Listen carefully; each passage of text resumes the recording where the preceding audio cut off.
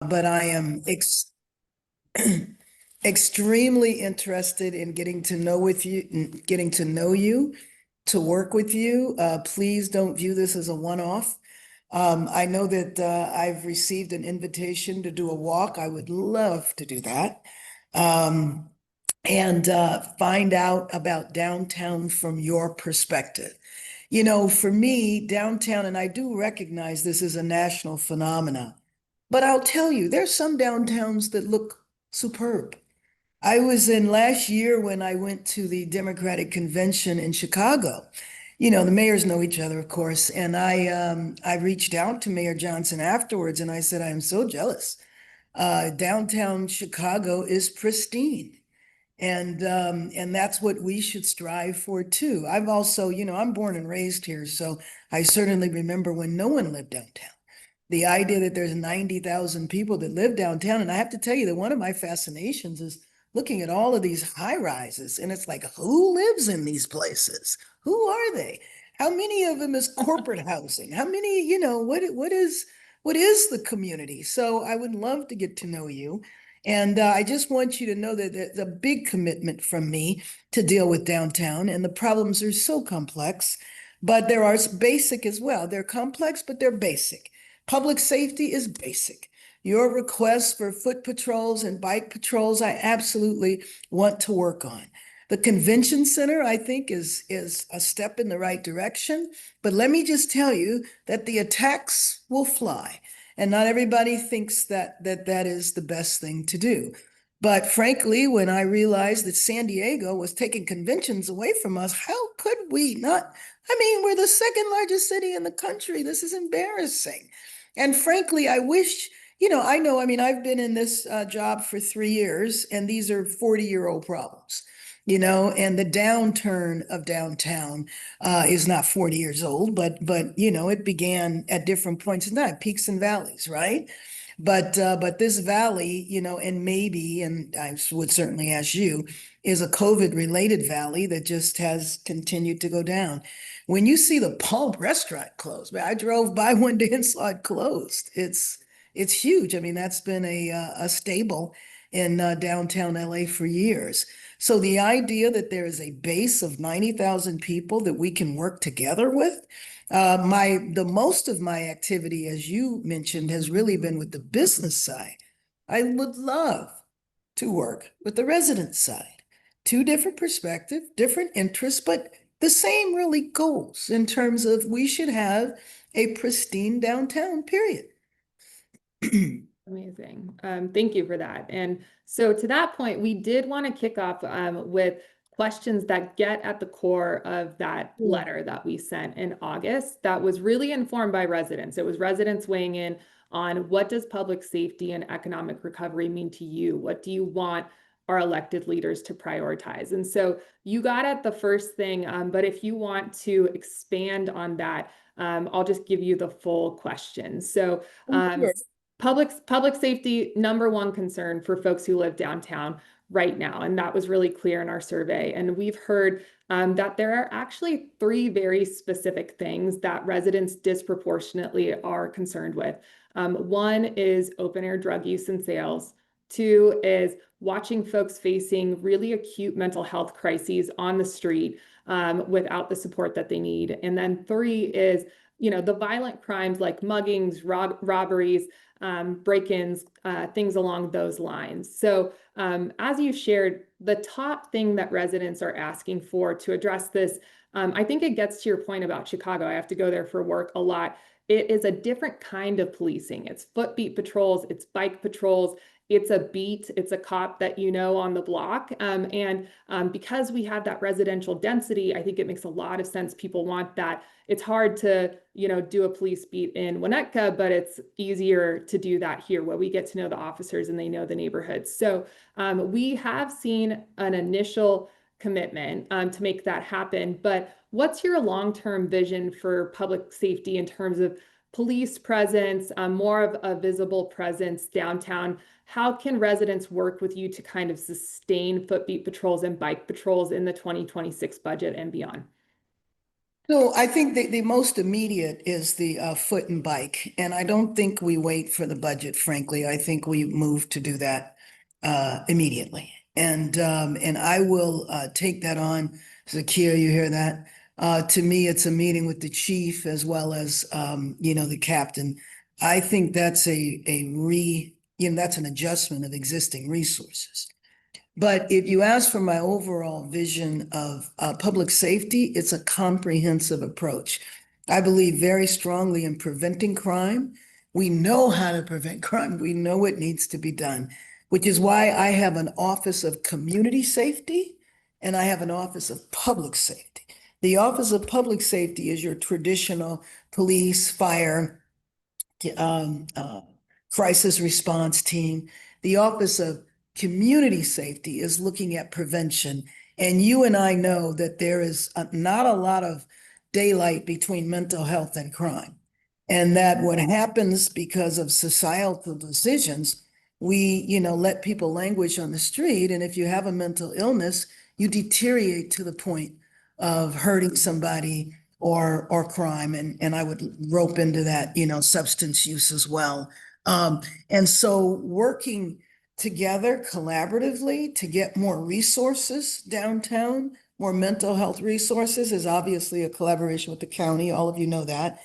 But, one frustration for me is that last year you probably all voted on that ballot initiative to bring mental health facilities here. We need to push for one to be downtown.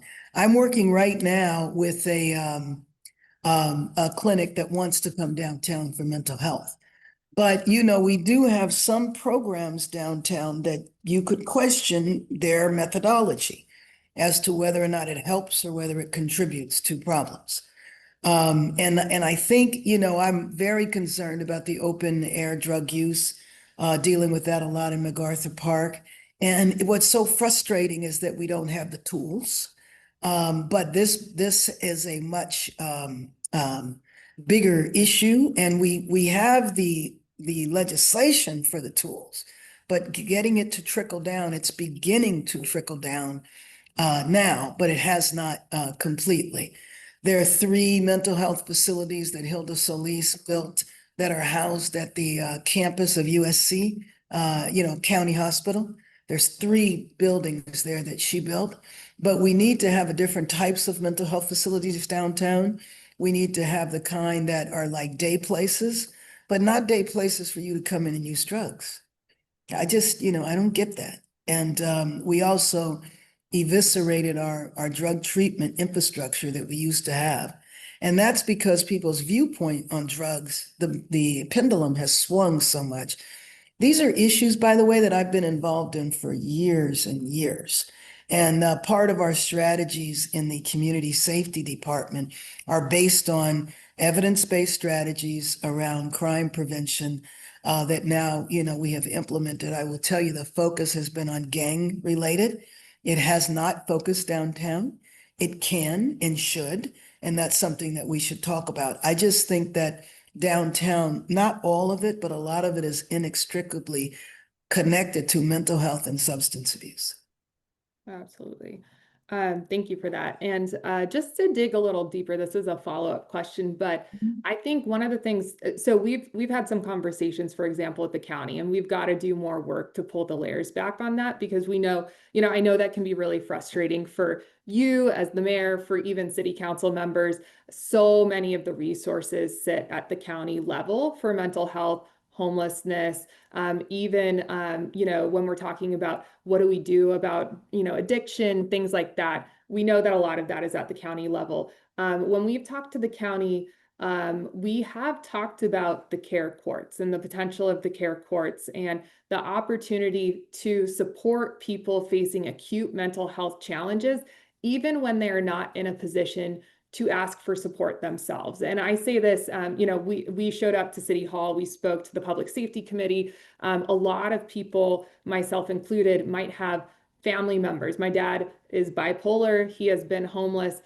He would probably say no to help, and I, as his daughter, would say we need to get him inside because I do not want him languishing on the streets. So the care courts, for folks who don't know, it is one tool to, mandate that people who need help maybe be forced to accept some help to get them stabilized and supported. That is definitely something that would go through the county. But is there anything that you as the mayor, city council, anything the city can be doing to advocate to accelerate that kind of support for folks on the street downtown in particular? Because I think we also have concerns that maybe other cities or other parts of Los Angeles are working on solving these things.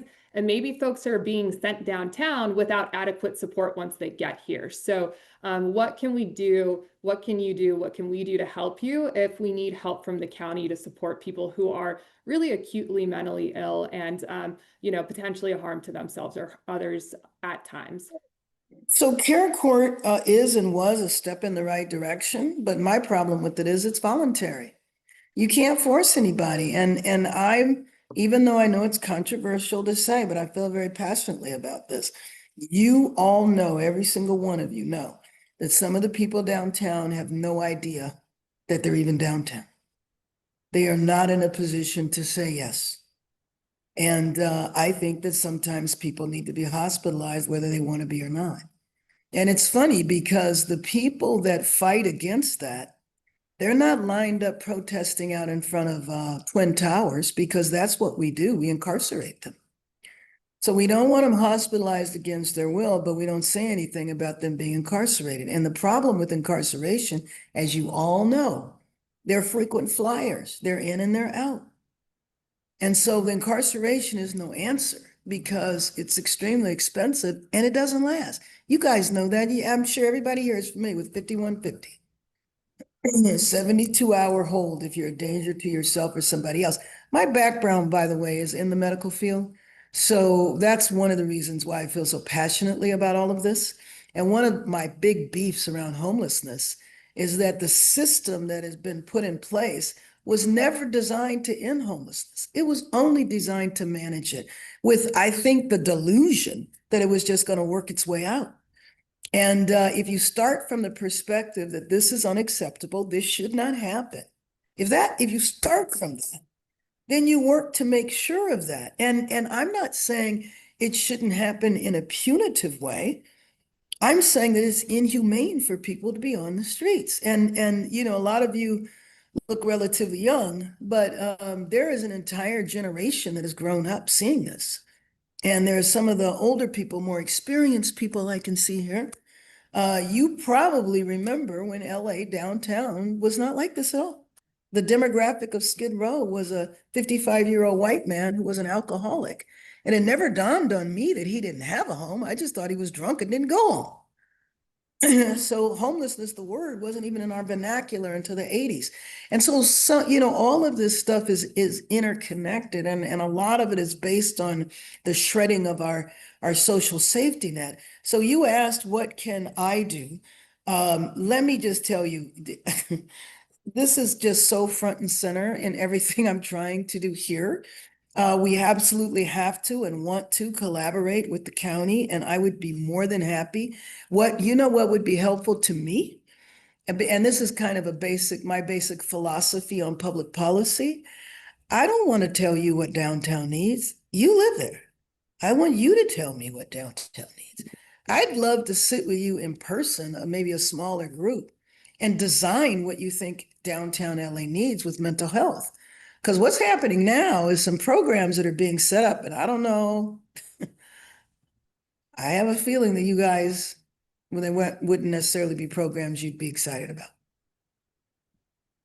All right. Well, I think we'll take you up on that. We'd love to have the conversation. And, it's really different when you don't get to go home from work and you're walking past somebody on the way to the grocery store and you see that person 3 weeks later and I know. that they're struggling, right? And Mhm. I think a concern that we have as residents downtown is that these resources and the funding at the county level and a lot of the strategies to support folks aren't making their way to our neighborhood where there is the most concentration and acute need of individuals who are really struggling. So we'd love to be able to move the needle.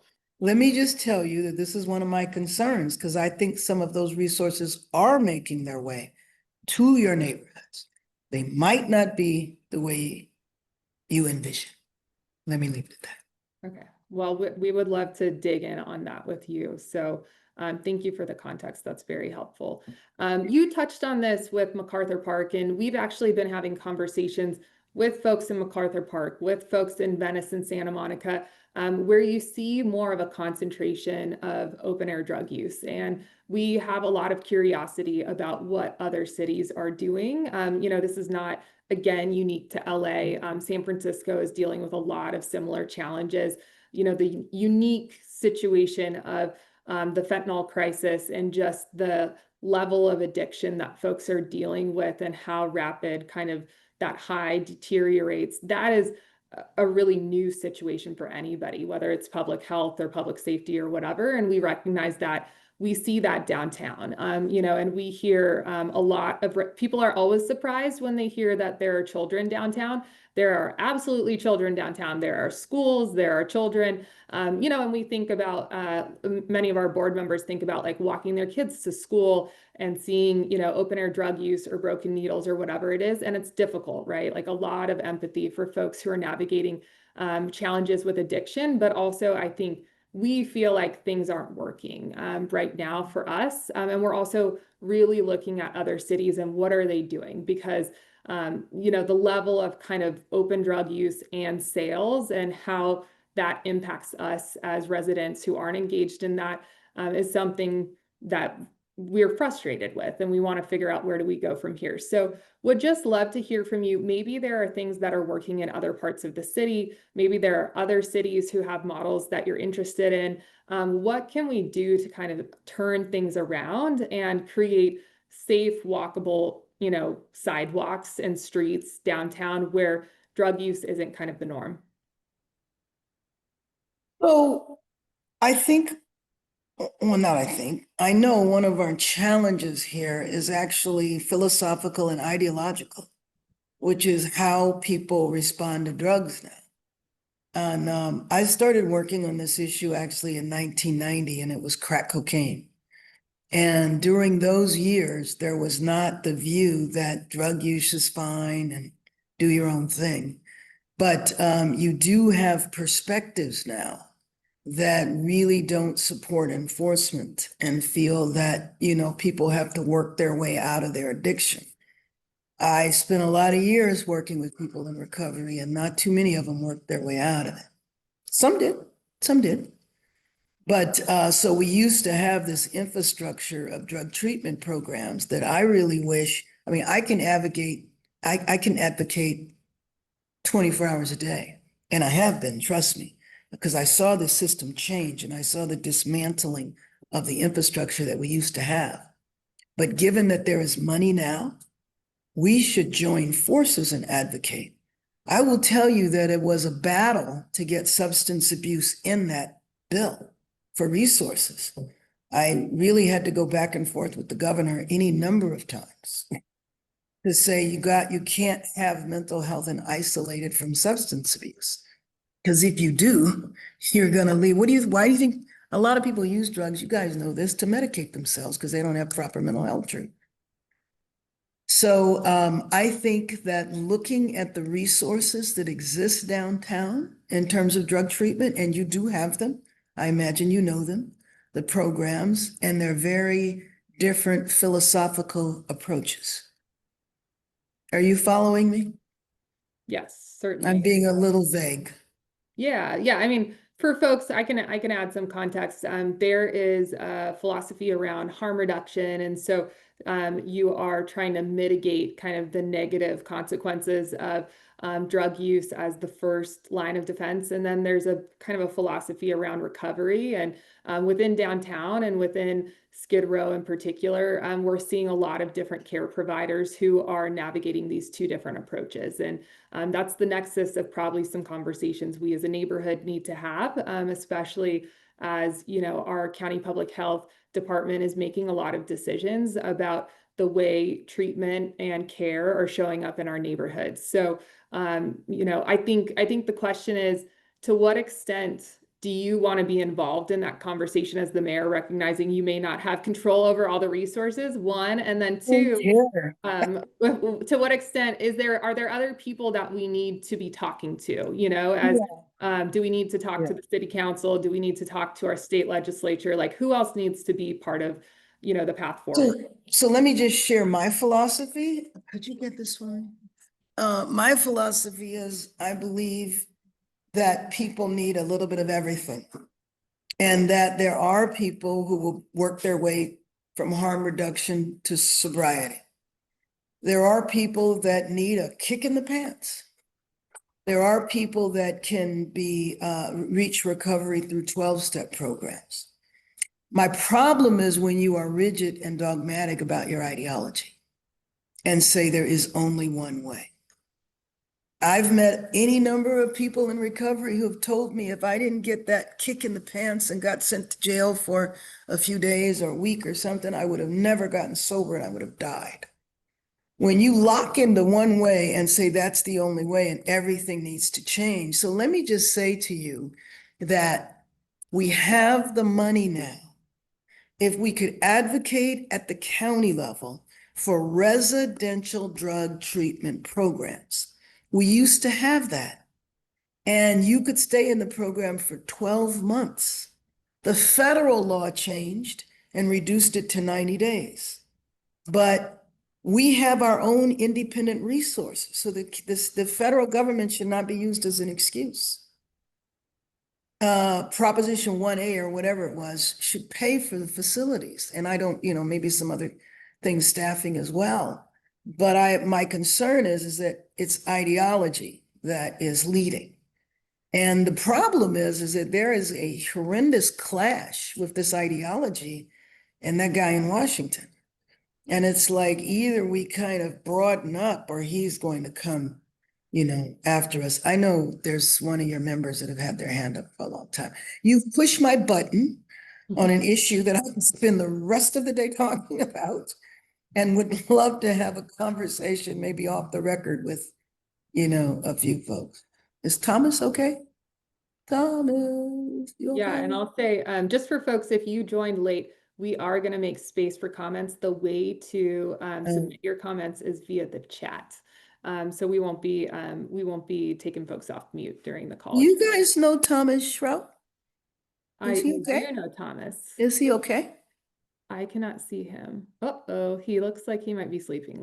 I know, hopefully he's okay. I'll do it, Cassie. Somebody check on him. That's kind of an odd way to sleep. Yeah. I'll check on him. Teresa, can you check on him? Okay, Teresa knows him and I know his partner, so we're gonna check on him. We got it. Thank you, Mayor Bass. That's very thoughtful. All right, so we are gonna get on track, and while we check on Thomas, really appreciate you flagging. So the next question we have, there he is. There he is. He's back. Is he back? Okay, perfect. Thank you, Teresa. So we have, a lot of folks who live downtown because they can live car-free, car light. They can take public transit, the bus system, all that good stuff. And what we've heard in terms of concerns about making downtown as vibrant and supportive for folks to live as possible is that our metro stops, in particular, the Pershing Station, 7th and Metro Station, which are the nodes for, you know, our entire county to come together and get off downtown, they can be really challenging from a public 7th and what? So 7th and Metro, so our kind of primary spot.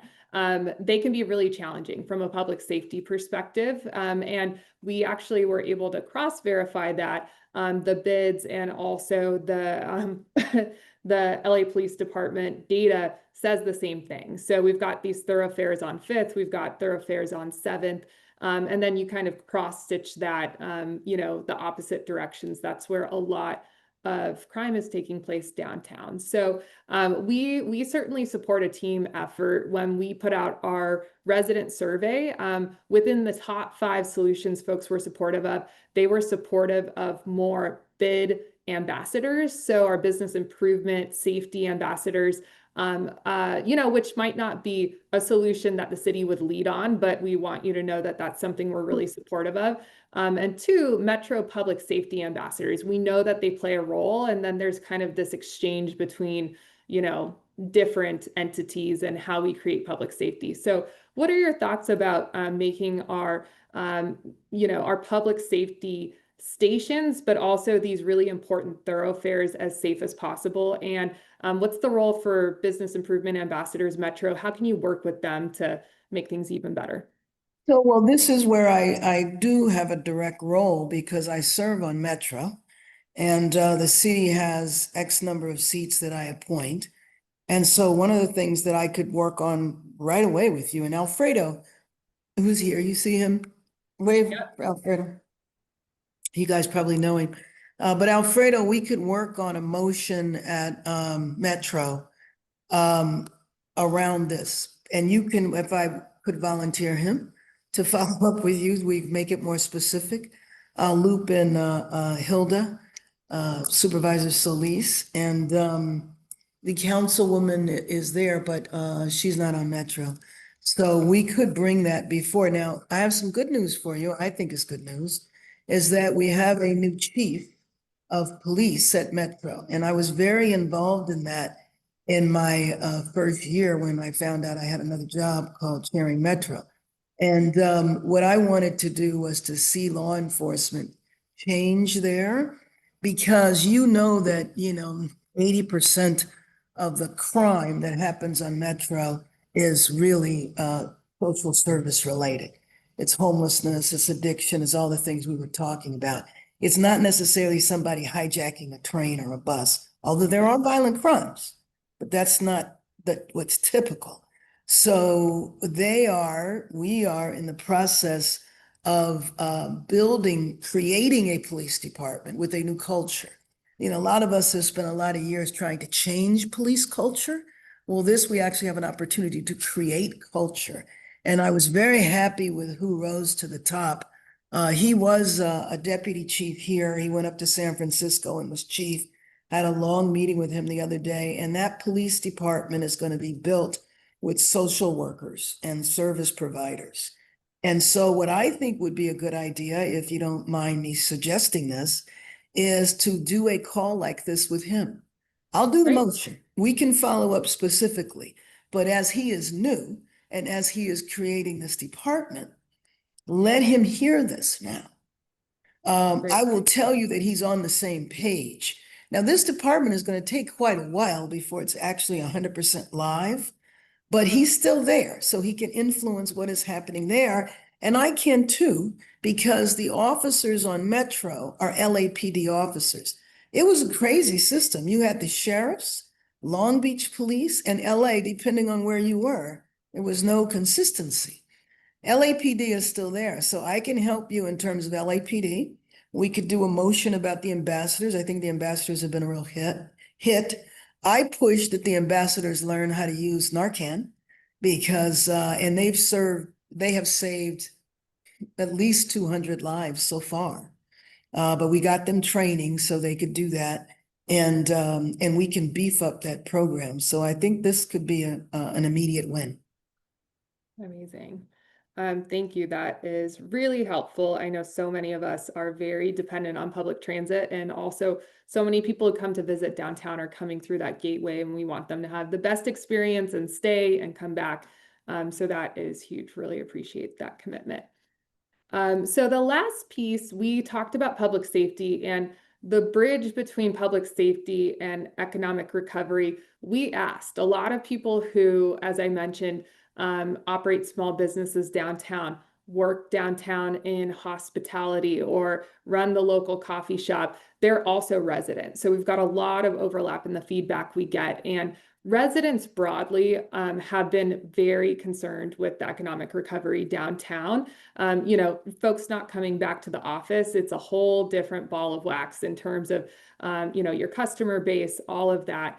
And we have so many vacancies, and that's not unique. San Francisco's dealing with the same thing. But for us, you know, it is public safety, it is quality of life. Like the more those vacant storefronts become something that's additive to the neighborhood, the better off we are. And so people are very interested in what's the plan? Like, how do we resuscitate downtown? How do we get some more positive energy going? And the ice raids, you know, fashion district, I know you've been really focused on that community. The ice raids have been really challenging as well. They've hit us even harder on the economic recovery piece. So we want to see downtown thrive. We want a downtown where all ships rise, where our small businesses, our legacy businesses are successful, where there's more jobs, more people can live here and work here at the same time. And we have ideas, but we recognize we're not experts. So things that came out of our conversations, one, expedited permitting, like let's get things moving quickly. Two, potentially rent subsidies or tax relief, you know, just give people a little bit more incentive to operate downtown, a little bit more breathing room when they're getting up and running. Those are some of the ideas that came through. Public safety was number one though, right? Like we heard from our small business owners, if people come downtown and they don't want to come back, they don't feel safe, their car gets broken into, that's a non-starter. So, you know, I think a lot of people support this concept that we want downtown to be economically vibrant, uniquely so maybe. Maybe it's easier to operate in downtown than anywhere else. What are your thoughts about helping to bring downtown back to life on the economic recovery side? Well, first of all, I couldn't agree with you more that there needs to be a specific plan. And I know people got lots of plans. I know that. But again, going back to my philosophy, the best plans are done with the people, not to the people. And I would imagine that you guys have your own plan, which I think would be great. And maybe we could get all of those plans together and talk about what can we do? I mean, look, I view it as in what, 8 short months, we will have the World Cup here. We want people to come downtown. We want them to go to Chinatown and Little Tokyo and El Pueblo and LA Live, all of that's there. And but we have to make it safe and clean. And so what can we do in a relatively short period of time, understanding that some of this is going to take a while. I mean, I wish I could get to everybody in the chat, but you know, like I saw somebody put in the chat around our sidewalks, which is insane. And you know, some things are going to take longer than other things. What can we do, you know, in the immediate? So I would be, you know, more than happy to work around that. I know the Assembly member, Mark Gonzalez, has like a select committee or something. There's 2 Assembly members that kind of divide downtown, and I know they would be happy to go to it, or to, you know, to sit around and to do this. The councilwoman, you guys have been in touch with her. She's brand new. And not just brand new to the city council, but brand new to elected office. So I hope people will have some patience.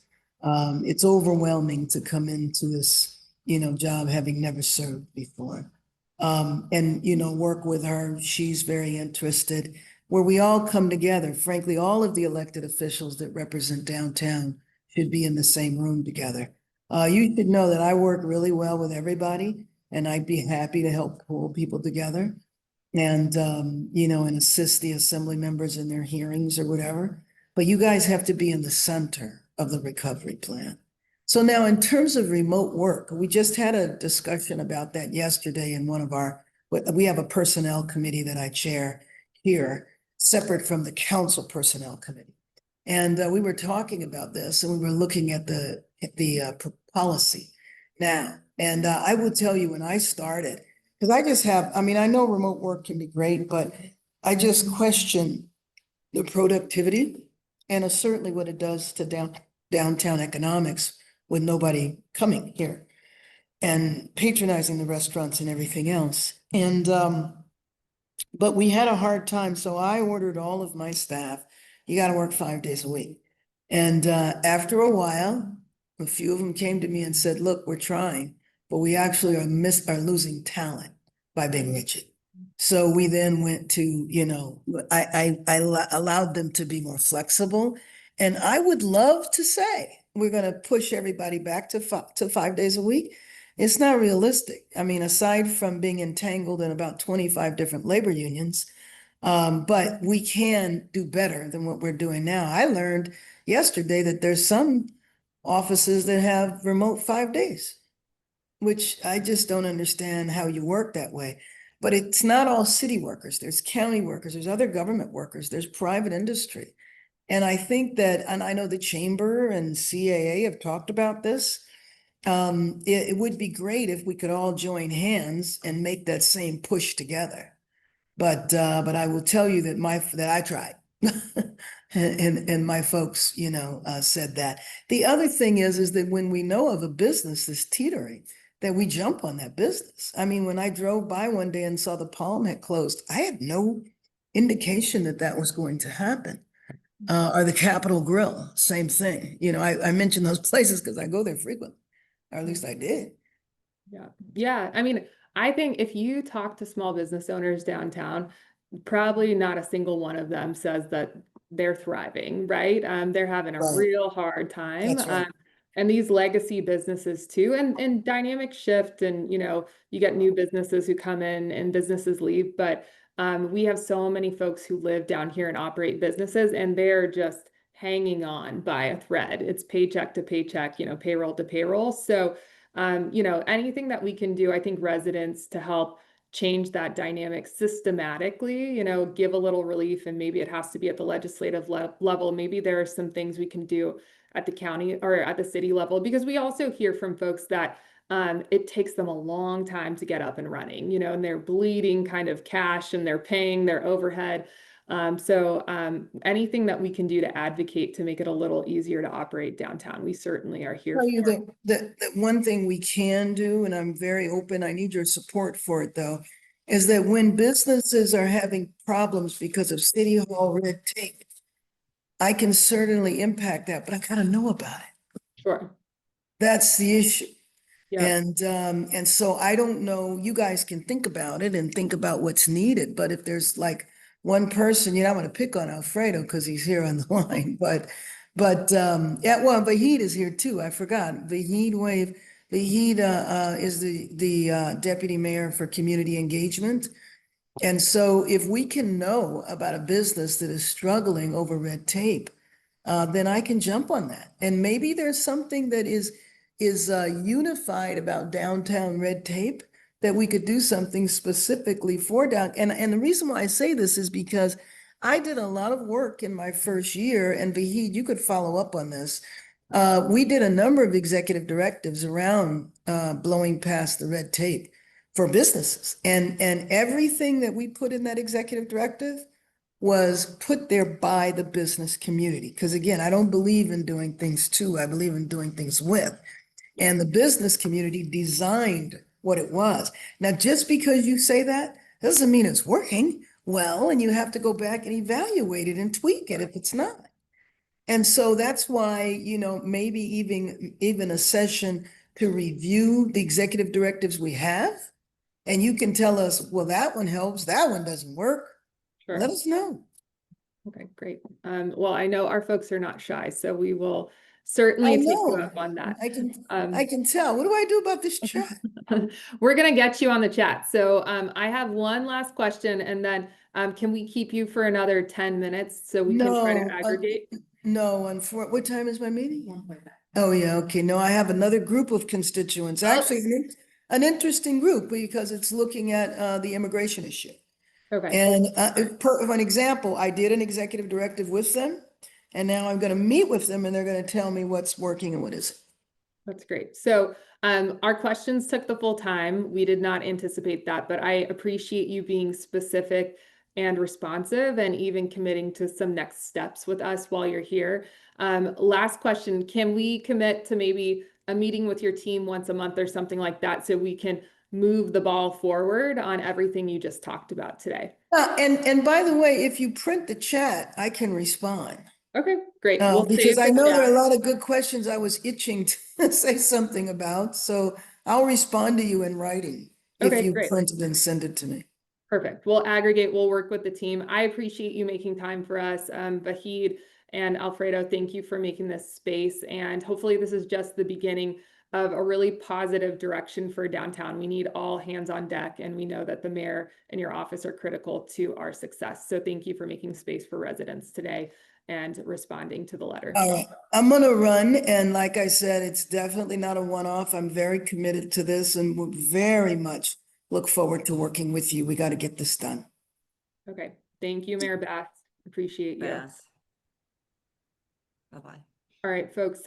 So we'll wrap up. I know we lost the mayor, and that means that I believe the chat was very robust. So thank you for coming with your full kind of perspective on our neighborhood and hashing things out together.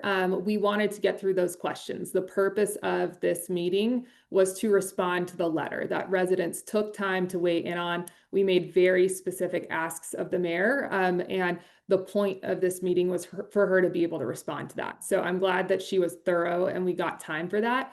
I regret that we didn't get more time for your questions, but we're going to follow up. So this is a recording. This is going to be posted online. So you can go back if you want to refresh. We also are going to go back and make sure that we kind of nail those commitments from the mayor. There are some very specific things that she talked about being able to help with immediately in terms of footbeat and bike patrols, in terms of her role with Metro, in terms of helping to be an advocate, wanting to listen. So we don't want to lose that opportunity. So we're going to capture that. And if you want to stay involved, you will be on our email list. We'd be very happy for folks to be involved, and maybe we can schedule a follow-up. We'll capture everything that's in the chat. So if you have not put your burning question in there, we'll work to aggregate them, and then we'll work with Alfredo and Vahid to get responses from the mayor. And we can post those. We'll post them online. We'll send them out via email. So hopefully we can try to hit on as much of what's really important to you as possible. This is just the beginning. We are working really intentionally on downtown recovery. It is not just going to be the mayor who helps us do this. We're working really hard to get time with our council member, Isabel Jurado, to address these same questions. She has her own role. As you heard today, a lot of this is also resources that the county has. It's not stuff that the city can control alone. So we want to bring the county to the table too. But just thank you for showing up for the neighborhood and being really thoughtful today. Vahid and Alfredo, I want to turn it over to you, and you can add anything you want to close us out. Yeah, so I wanted to respond to the last question. One is thank you, Cassie, and everyone for, again, participating in this and pulling this together. As was said, this conversation was to be a response to the letter that came in the survey. There's still a lot of work that we need to follow up on and complete. And I think Cassie, if you're open to it, you heard the mayor say it a few times. If the Residents Association is willing to pull together a small group for us to build a working group, we can go through the questions in the chat. We can go through other items. We can make sure we're doing our part to meet our commitment and making sure that we're coming through for downtown LA residents. So that's our commitment to you, and Alfredo and I can help you with that. But the first commitment is always, tell us who those folks are. And as the mayor said, like we're not going to make policy to make policy. We want to make policy that benefits you and is directed from you.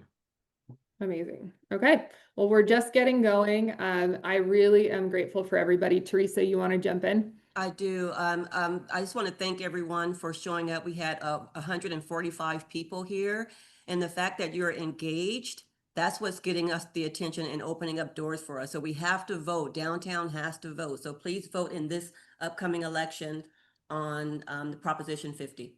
The numbers matter. Thank you. 100%. 100%. Okay, amazing. We've got work to do. This is a place to engage. We are really trying to build a space where we show up. We do not have to agree on things. What we are committed to, though, as an organization is that we are going to advocate where the majority of folks downtown who weigh in, who get involved are. So the more you engage, the stronger we can be, the more numbers we have, the more likely it is that elected officials will show up and have serious conversations with us, to Teresa's point. And that's voting, but it's just being engaged the way you were today. So really appreciate this group. We will work on next steps in terms of working group responses, and you will hear from us. But just appreciate everyone. This is the kind of energy we need to get things back where we want them to be and where residents and neighbors, everybody in the community deserves for us to be as well.